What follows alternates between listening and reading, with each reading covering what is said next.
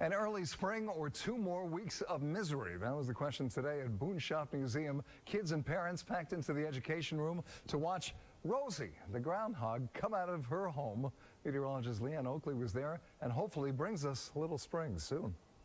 It's already been a long and extremely cold winter, and we're all hoping that this guy can give us some good news for an early spring.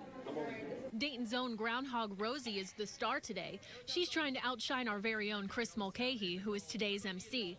Most of the kids here are wanting the same thing. I hope it doesn't see a shadow. What does that mean? We can have spring. The usual plan is for Rosie to come out of her house and look for her shadow, but today we're doing something a little bit different.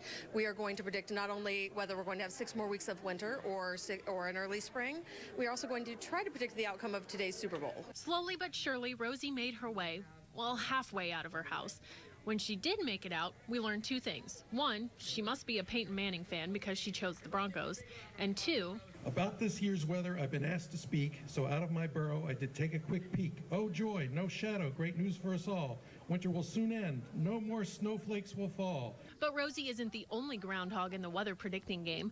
Buckeye Chuck agreed with Rosie, predicting an early spring. But the famous Punxsutawney Phil did see his shadow and predicted 6 more weeks of winter. But when you ask the expert meteorologists, unfortunately, there aren't any strong signals to point us in any one direction. And I don't know about you, but I am tired of this winter wonderland and all of this snow and cold. Let's all hope that Rosie's right and we get our early spring. Leanne Okuly, ABC 22 News.